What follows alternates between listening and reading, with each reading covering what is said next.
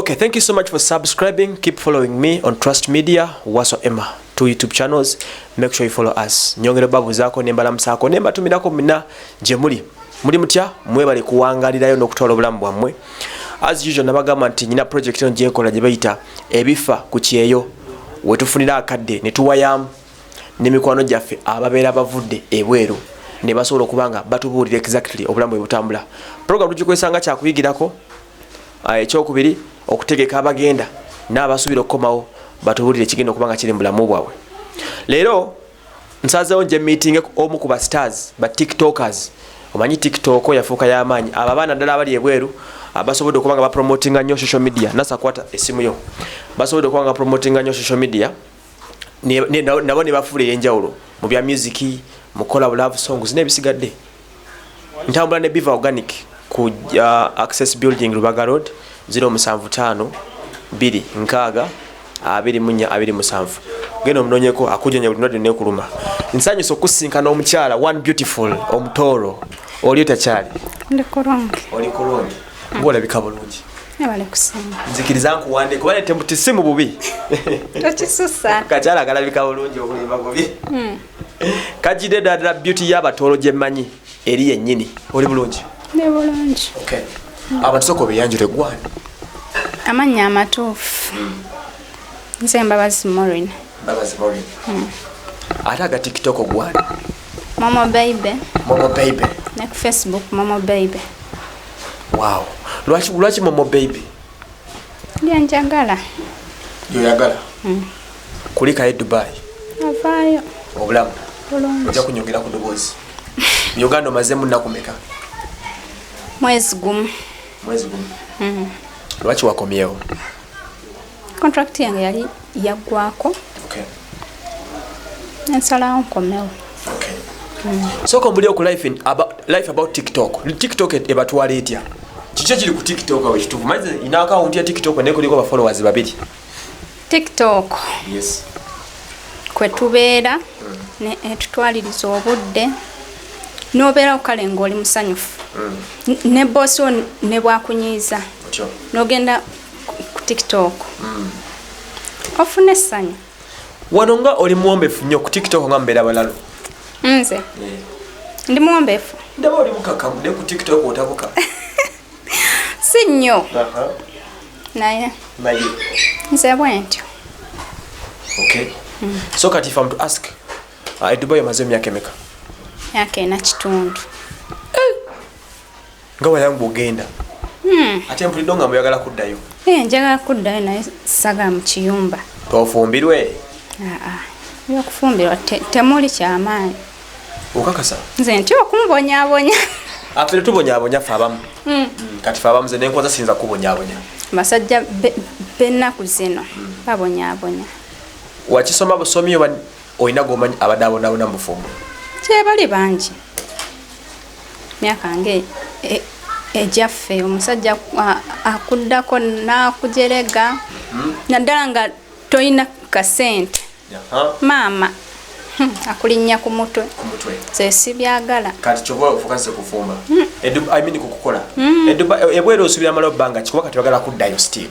Myaka ena gigenze. Myaka 2 gye njagala gyokka. Lwaki okyayagala emyaka 2?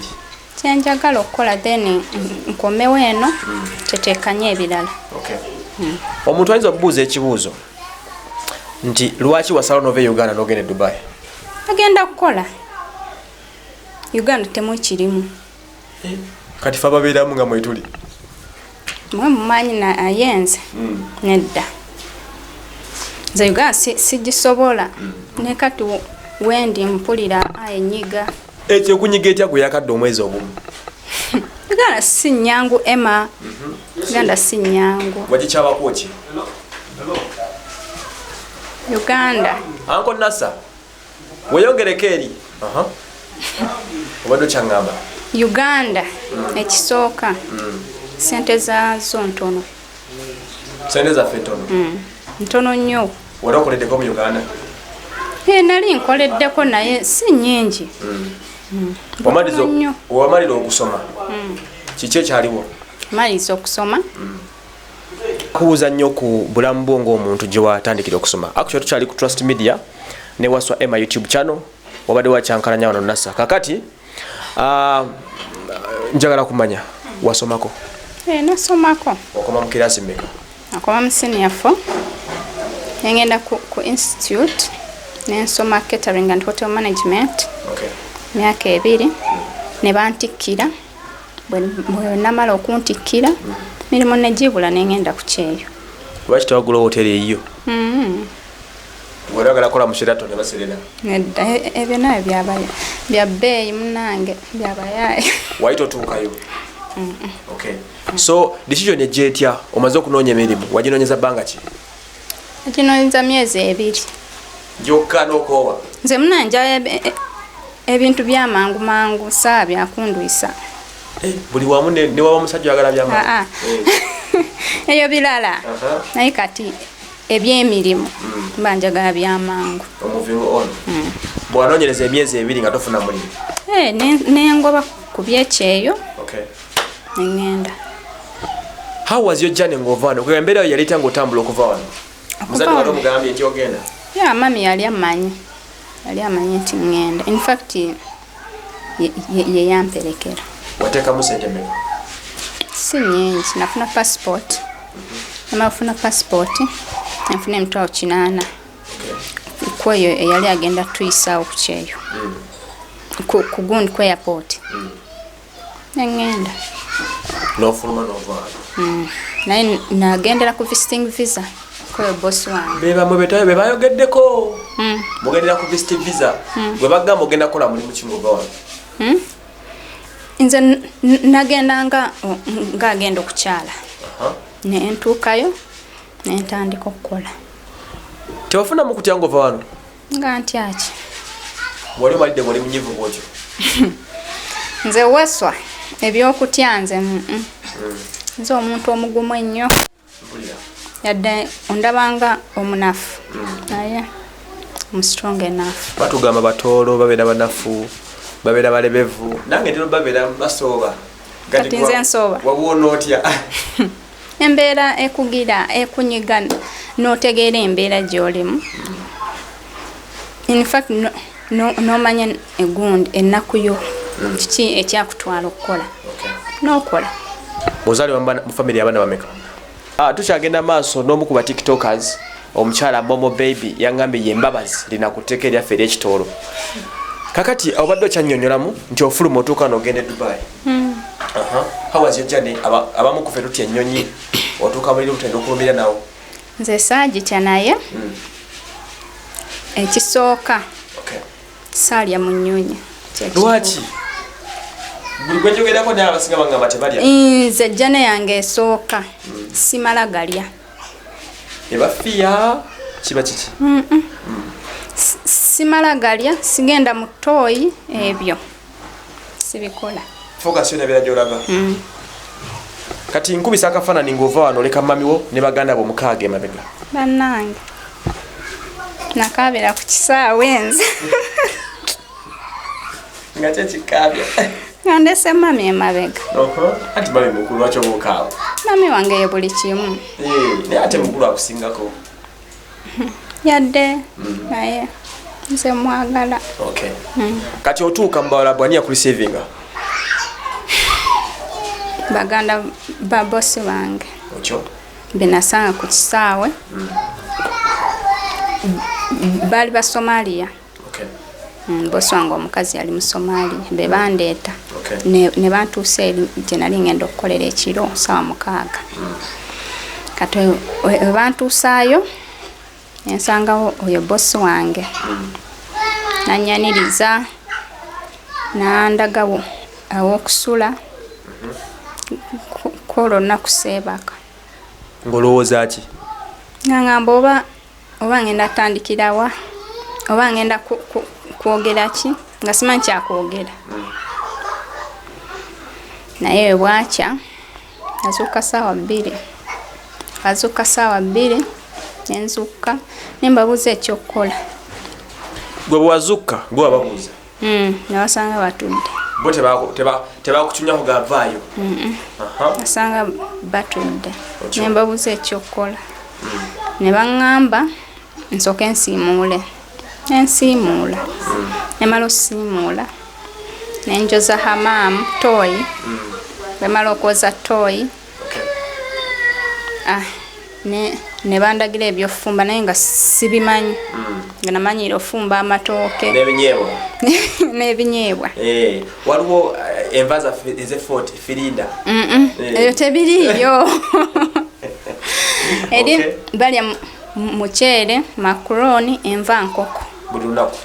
Naye enkoko tebagisiika nga eya wano, bagisiika mu butto, ogisalaasala n'oteekamu ebirungo n'ogiteeka mu butto. Kati bakuwa emirimu gy'okukola, bakuwa emirimu emeka ku olwo? Bampa emirimu nakola ki? Nalongoosa ennyumba bisenge mukaaga, naye ebyo ebisenge omukaaga aba beebase olina obbeegayirira baveeyo bazuukuke bannaye nga mpulira obusungu ng'olina obbeegayirira okuvaayo naye nga tebasobola. Olwo mbuki? Mbu beebase mubawulira otulo sawa mukaaga nga tonnamaliriza. Olwo okubaleka bone bwe ne beefaako?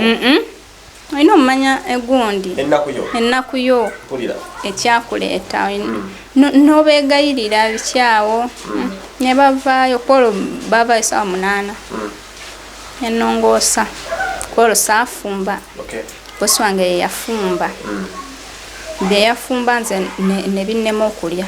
Byali biki? Byali birya byennyanja bya mikebe n'omuceere bannange nga tebiriika nga bataddemu galiki. Kati watandika otya obimanyiira? Nabimanyiira mpola mpola omanyiira mpola bw'olya naye kye nali nettanira nnyo okunywa amazzi ne juice. Banga mu musana mungi? Musana mungi nnyo teri kasubi yadde. Waliwo kyanje mutera okusinkana abagenda ebweru tebakuboola? Nze gye nali ngenda bosi wange yali mu Somalia. Yali akola nene Kampala amanyiyo. Wamma wali ne ango mulamba kati? Yeyo advantage gye nalina. Teyamboola nnyo ekiryawo naye abaana mukama. Nga kiki? Abaana nga basosola tolina tuula nabo bw'otuula nga bawoza kadaama nga ngenze ekyekigambo sikyagala. Ate nga kyoli nga ni gw'omanyira kitegeeza ki? Ekigambo kitegeeza kyekituufu? Omukozi ow'ewaka mukomba box kale mu bufunzi nga kikunyiiza banaye nga kinyiiza mpulira obusungu naye nga siina kyakukola. Kati olwo olunaku ne luggwa ne tugenda ne bosi wange mu supermarket kwolwo ne ngulayo amatooke. Bw'onoolya bosi yali akwagala? Nagulayo amatooke ne lumonde naye lumonde alinga amazzi ayina ebiwuziwuzi yena alinga amazzi saamulya in fact saamulya nemusuula enfumba amatooke nengalya ne bosi wange naye agalya bosi yali Kampala. Nafumba akatogo twagulayo n'ebinyeebwa akoolwo mwalya mmere nganda gwafuna omukisa. Twagulayo ebinyeebwa ne tugula cabbage nengula n'amatooke nenfumba. Emirimu bakuwa emeka gibanga emingi? Emirimu gibanga emingi ate ekirungi kyeri toyozesa ngalo kyuma oteekamu engoye n'oteekako timing zooza nezikaza ojjamu bujja ng'oyanika. Awo mulimu gwa mwangu. Bakuleka muzina engoye nga zino z'olimu? Bino ebigoye ebyabakadaama biringa abaya. Abaya nze sayambala abaya galinga gagundi bwe gati ga uniform. Kati if I'm to ask kati awutandikira olugendo lw'okufuuka nkuba kyeyo e Dubai kati mbuuza otandika otya connectinga n'abaana otugenda okufuuka tiktoka owezera following 2,000? Olaba nze ndi so friendly eri abantu kyekisooka. Ndi so friendly ate abaana banjagala nnyo n'abantu banjagala nnyo. Kyebaliza maama wange ne Katonda. Abaana banjagala. Ekyokubiri teekayo posts ezisesa, then ne Facebook teekako ekifaananyi ne gundi caption ezisesa. Creativity omugijjawa kubanze nze okujja okukola bino byenkola ku YouTube nenze Facebook byannema okumanaginga kebe TikTok kyobola asiriyo nnyo. Olaba waswa osooka lowooza bafollowings bo bafollower bo kyebaagala kyekisooka. Nje ekisooka banjagako ndi fane. Okakasa nama walungi bobeera fane. Lwaki? Nze bade babino biwalawala bino beera fane. Ndi fane. Ndi so friendly. And hardworking. Do you have a mission of becoming a comedian? Charge. Ebintu bimukola bibeera mu comedy style. Wachinamu ekirowoozo? Nakinamu ekirowoozo nali mu P5 by then. Nali mu P5 nga ntera zanya nga Parents Day ebyo nga bwe bityo. Nga nzanya. Nema nenkita.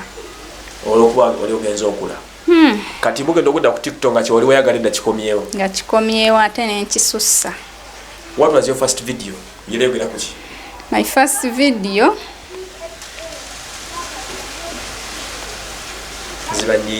ziba nyingi nnyo. Nyingi sikyagijjukira naye nzijjukira bagumbe likes ze nafuna likes 5. Esooka nafuna likes 5, shares 35. Ezo oli kusa Facebook? Za TikTok? TikTok. Then Facebook bali tebamanye. In fact Facebook najitandikira ku kyeyo. Najitandikira ku kyeyo nengira postinga mpola nengenda mu groups ne bamanya mpola katawo ne bagendako ebyokwesimbawo ku bya Miss Kadama ne nesimbawo ne bampa. Waliwo eri nakole yange. Waliwo mukubbo? Nali Miss Kadama we Dubai. Go wangula e Dubai. Dubai nze na wangula. Banange. Gacha amanyi. Bane abajjukira Miss Kadama competition wetwagabira ensimbi. Miss Kadama Dubai.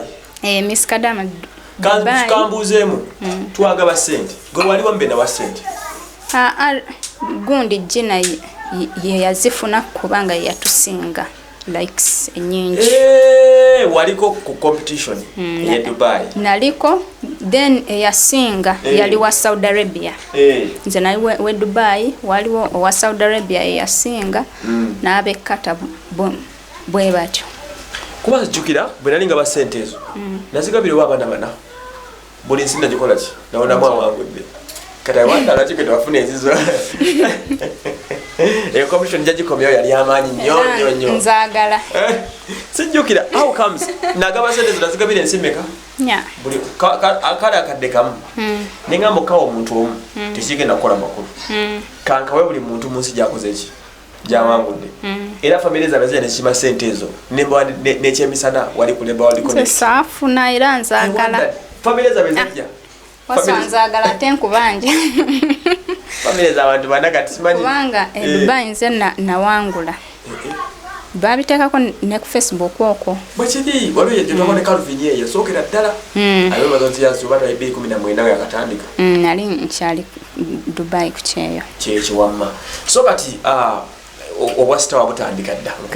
Kati awo abantu ne bajjanga bamanya abayimbi nabo ne bamanya ne batandika kunsaba challenges eyasooka yali Chris Evans. Otyo oluyimba lwasitidde ne John Black. Gwe okimanyi nti ndi wano naye kandabe John Black nakamusinkana emeka talina na challenge mukolera bwe yakusaba challenge otyo yansaba challenge in fact yasooka mu inbox yange ne Chris Evans najja mu inbox yange. Olwo byatandika bitya? anti bandaba ku TikTok nga nkola challenges nasooka lwa Serena Butter nenkola challenge nalupostinga. Waliwo n'olulala olwa Vamia Khalid oba oyo omuyimbi omumanyi Vamia Khalid na Uganda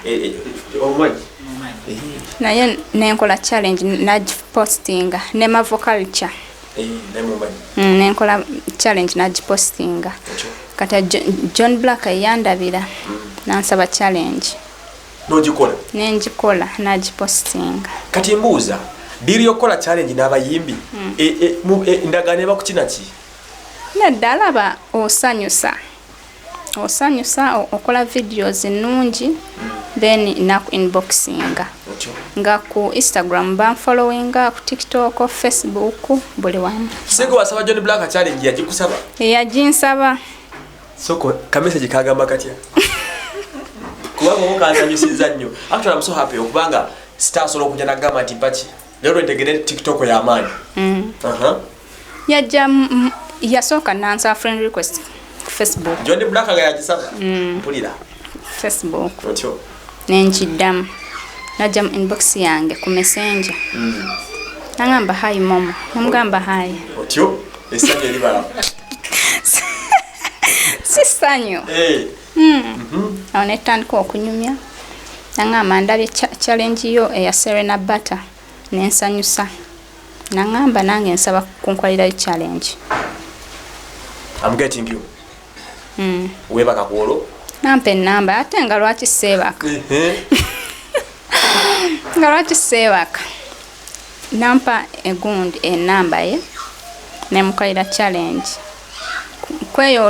kweyo week mwenafunira ne Victor Rose ono wafe Jinja Boy ate oyo mwana kuba TikTok muzibu enafuna Victor Rose naye nansaba challenge najiteeka ku Instagram ye ne ku Facebook. Kati Liam Voice naye mweyagira oluyimba lwa gundi yogera mpulira nansaba challenge challenge yange ya trendinga nnyo nagikola nga nkaaba nali kucheyo otyo ne trendinga nnyo nafuna likes ba followers nga banji nga bayitirivu. Kati Chris Evans n'okusoba kwe akutuka katya yaje mu inbox yange inze nakubuuza hi momo kati nze Chris Evans hi madam mu bwangu bwatyo mbadde mayina okutypinga kusoba okwo teyasoba ya typinga nangamba hi madam neba nsaba yo challenge teyasoba nagamba hi madam namugamba hello nangamba how are you namugamba ndi fine nangamba ndabye challenge zo nyingi nangamba njagala nsaba nkolera challenge namugamba it's fine nampe namba ye in fact yajawa nokunda banandaba uwane wakawamwe abafi ochali ku Trust Media linda mukati Trust Media Uganda waswa Emma YouTube channels wewe nyo kwango tugobera no kwango tambula nafe matumiddeko bena abali ba bloggers abamanyi oli otyo mukulu Viki exclusive okuva ku Wonder Boy nkola musiza sebo bali kutugoberera ntambula ne bivo gani ku Access Building abere kwango tusako ndino mwana omuwala after I'm so excited n'okusinga ye kubanga ze bujjo manyi TikTok bakolera ko just bintu byabwe but byempulira biragato nkutu kwa amanyi Chris Evans bwaje yagamba atya teyatuka wano atuka wali kukubo nga bomanya ine ensonyi otyo teyatuka wano yatuka kukubo nagamba mbu yali ayaga kundaba who is me nganze ngamuvudde ku social media ayagala akulabeko mfana nantya nandaba niba nange nga muli bamaanyi kati ebyo bino ngozo byachivinga ku social media what comes into your minds ng'omuntu nze nganze nalaba nti obwagazi nina bungi Okay. Kubanga bambi abaana banjagala nnyo. Ne bwembulako ku social media like a week. Otyo Bampostinga momo ng'obuze. Mpulira. Momo ng'obuze, momo oliwa, momo nga tetukulaba. Awo nenkomawo. Noddamu nezaabo. Oba yino kikola n'obulamuko. Nedda. Kati Bukamaawo ebintu byabimanyako nti otraininga ku social media? In fact yabimanya nasooka nzijjako essimu. Mbuki? Yali ayinamu muli akasajja ku mutima. Nga kakutejjambiya. Nga alaba kale nga ku social media kwali nga nze musinga ba followers nga bangi. Bosobola yakufunako ennogo mu musinga ba followers? Yanfunako ennogo. In fact yanzijjako essimu like 2 months. Ng'olaakulanga ki? Yalina kikyakola ekyenjawulo ekimuteekayo? Mulakwe na ba followers bangi. Anti yannoonya Facebook. We yanzijjako essimu n'agenda ku Facebook n'ateekamu amannya ge n'ansindika friend request. Ne yeddamu then n'abanga unfollowinga. Yali abasajja tebatudde. Yakwata essimu ne yeteeka buli kimu. Yali mukazi. Bosi omukyala yalumwa. Yalumwa. Abakazi temuggwaayo. Embeera zammwe ziri all over. Owe Uganda we Kampala mufaanana. Owe Uganda n'owe Dubai bafaanagana embeera. Kugambye. Kati n'abenga unfollowinga n'alaba bwe mpostinga ekifaananyi. Nenfuna likes like 5 and above. Nafuna muli omutima omubi. Ye nga bw'ateeka yafuna mmeka? Nga 5. Anyiiga? N'anyiiga. N'aŋŋamba. In fact yajja n'akiŋŋamba n'aŋŋamba gwe Kadaama. Ofuna otya ezo likes zonna naye nga nze boosi wo sizifuna. Otyo n'omuddamu ki? Nze nange naye nina eddalu by then. Ne mugamba nze nawe tetufaanagana. Wabula muga ndi mulungi nnyo kusi. Namuga tetufaanagana. Nanzijjako essimu. Omukyala? Myezi 2. Myezi 2 nanzijjako essimu. Nga siwuliza mame, nga siwuliza byeno. Kwegamba n'embeera awo nga bwenjibba nga kale abaana baali balina iPads. Nga nzibba nga nteekamu gundi akaunti yange ya Facebook. Njibba kiro. Anti nze yali azikyajinga bazimalako omuliro ne bazindeetera ne bazinsuulira ku buliri wange. Nga nze alina charger buli kimu nga nze nzikyajinga. Kati bwemala ozikyajinga ekiro eyo ssaawa nga 8 enzukka. Omuzimu ne gukulinnya? Nteekamu akaunti yange nembeerako ku Facebook nenchattinga mpola nempostinga. Kati awo ne balaba nti nno gyendi. Bwakulaba nti abafaani bo ne bala nti gy'oli? Gyendi. Bosi we teyabirabako? Teyabiraba. Yali faala nnyo naye aleba. Namala ne mubulookinga. Namala ne mubulookinga. Nga Munnayuganda omutuufu bw'alina okukola? Mpulira. Omukujjukujju. Kaakati awo nembeera mweyo embeera eba iPads nengenda ku Facebook jjuka ku WhatsApp byonna nabivaako. Instagram nembivaako. Kati jawera emyezi emeka? Emyezi 2 n'ekitundu. Ng'alaba nabivaako ebyessimu. Kumbe obeerako ekiro? Kumbe nze mbeerako ekiro. Ng'abaana bawummudde n'aginziriza. Tewamulopa bbaawe? Gundi bbaawe yali tabeerawo. Nga ajja lumu na lumu n'amala n'agenda. Awo nkufunye bulungi nnyo story ya TikTok ongitegedde. Kati I'm asking another simple question. Obuntu bwetera okulaba bw'omukolaakola luli n'atema amaloboozi ga Maria ki ne mutema ag'omuyimbi byo mubijjawa? Eba TikTok baleeta ka video nga Maria kyayogera. Oli n'akateeka ku TikTok. Kati okagendako waliwo wonyiga nga eddoboozi lyennyini lyerijja naye gwe olina kuraminga ebigambo. Mu practicing ebigambo ebyo? Bye tupracticinga. Kubaza bwongo se bwina?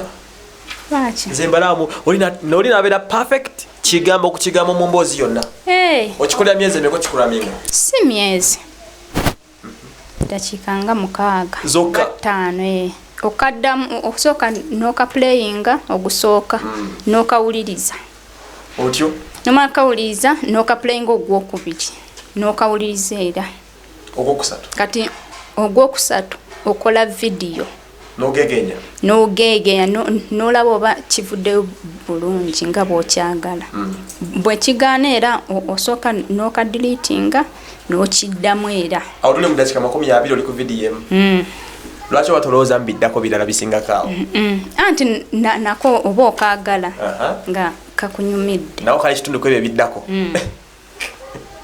kwegamba nga ffe tumala obudde nga tulisakinga namwe bambeera kale it has been a very interesting story ntambula n'omukyala Momo Baby ku TikTok Facebook wamaanyi nnyo abadde interesting story nungi nnyo at the same time Trust Media Waswa Emma subscribing Momo ewe nobikoze onyumedde obulamu ndaba enkovu ku mukono zivaawa enkovu zino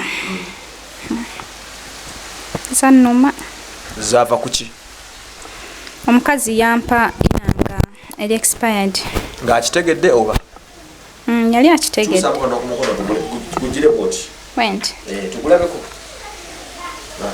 yali akitegedde yali akitegedde nangamba kamugese ndaba oba kituufu mufu in fact nali ndi kumpi nakomawo otyo like 1 week ngesigaddeyo nemuteekako nasooka nemuteekako ne bamala okunsiiga byonna nalyoka nambalagala nnyo nemunaaba agenda omunaaba nga bizimbye nga biringa eyayokeddwa omuliro nakugamba kino yetonda yaŋŋamba sorry nga amaze okwokya nga atunula ati andaba butusa amatama kati kugambye oli omukazi ye yaŋŋamba sorry namugaa tewali buzibu nopokya n'ekiwundu kyo nsolaba nze Emma siremera ku bintu nnyo mbamanyi abantu beeyo mubeera bakakkamu ensonga muzitwala mpolampola kati nga tuwunzika kiki otasobola kwerabira ku kyeyo kyewaleka e Dubai myaka 4 kyesobola kwerabira omukazi yancunya at the last moment lwaki nga nkomawo mbuki nga tayagala nzijje ate nga mubanja meka sente nyingi era nasigala mubanja olobanja meka emyezi 6 bwe bukadde bwe 6 yakubako meka teyampa naziryawo nyingi yaŋŋamba talina sente wabula onootuuka e Uganda bwe naaba nfunye sente kubanga bawo yamala n'afa bawo yamala n'afa ate bwafa eri baba bajja kukusasula buli mutwe gwa mwana baguwa sente naawe omukazi baba bakuwa bosi yafa nakamalayo emyaka 3 kati mbadde ebbanga lisigadde nga temwina musajja waka abadde gyali yaye yafuna omulala yebirwisa ali omukazi yali mukujjukujju nnyo kati there's something you told me katono kiri bit emotional wangamba wafiirwa taata ng'oli ku kyeyo kiki ekibeera ng'omuntu afiirdwa kitaawe like kankibuuze kale for our sake what happens ng'oli ku kyeyo kyali kibi nnyo by that time kyali kibi nnyo Waswa kwegamba kibi mu bufunze notamuziikako kale awo tuveewo RIP muzeeyi kakati wakomyewo byewagenda okwakivinga wafunyeko byoleyagala afunako bitonotono naye nga si byebiri awo ebingi byenali njagadde that's why njaga nzireyo bwewepimapimamu bwetumala ku percentage out of 100 bimeka byewafunako like 40%. Kubanga omukazi nasigala mu banja ebyo byewangamu kati oja kumalayo otajja zisindika ajja zisindika ani agambye ajja zisindika kubanga ayagala nzireyo kati nja mukubira omugambe sindika sente zange then nzije omala omuyitemu akanaana nga ni gwamanyira Munauganda omutuufu asigala Munauganda baddala sema ogambye agala azikuba omala omuyitemu akanaana lwaki toagala kudda Dubai kale ne bwe naaba nzize Dubai saagala kiyumba waswa lwaki ekiyumba buli mwaki bamuta akyekokkola ekiyumba waswa tubonaabona nnyo teri kuwummula nze olaba nali eyo nga seebaka nga kumpi nsula neebaka ssaawa nga 9 nga mala emirimu gyange n'essimu yange erina ogiwa obudde yebeera mukwano gwo nati yebeera mukwano gwa ku WhatsApp nga message mpitirivu olaba kuwagaza ki abaana abakunoonya tunyumye banyumyeko ne star waabwe nga bansuwa mpulira tubonabona naffe nno simu ebako message bina kati awo nembeerako mpola mpola nyamala nenkita naye the last moment omukazi tayagala nzije navayo lwampaka ngayagala osigale omukolera olwo omukoledde bulungi ekitegeeza ng'abaana bankaabira kwegamba batuka ne bakwagala batuka ne banjagala naye nze nali mukoowu nga mpoyira mbikooye kati there is something I'm asking abasinga olusi kati abamu ku phase nga bwengenda nenkola bajala ne concentrating wano lwaki to concentrating ku mirimu gya wano Uganda waswa sigisobola ekituufu mama this is our country my dear nkimanyi naye nsi ya Museveni n'ebirimu byaffe tibuhabulwa atuleke mpulidde anyway kankibuuze nakyo lwaki Uganda etuuka okukunyiwa n'ogikoowa obuuti esaagala kale njagala ng'ensi naye temuli kyamaanyi abaana mbatamiza ensi bannange bino bigambo byange nze mbyogedde si bya mwana muwala kani imagine obunaatuuka n'ogamba sagala kubeera mu nsi yange olemere gye tuwangaliramu my god your last remarks nsiima nnyo soka siima gwe waswa lwaki ebale kujja wano nze ndimuwulize ebale kujja kunjagala in fact kunfollowing everywhere era kugoberera mbeera kunatera ku Facebook ne WhatsApp message nziddamu kibagambe abaana bagala message zaabwe nazo aziddamu mu budde ate musale pressure kati ogenda va mu TikTok kati okito kyasobola kuddamu kubeera mu bulamu bwabwe olina kubeera star osubira gattako ki ku ekyo oba ogenda sigala TikTok nina okugattako naabino byansi ogenda gattako ki kyayandagala ofuuke olaba nze nafuuka YouTuber ate gwe nze njagala nga nze nkole ssente neekozese nfune omulimu ogwange neekozese nga tebankozesa nsaba byakunfuga kati mbuuza mu kino ekyabaserebu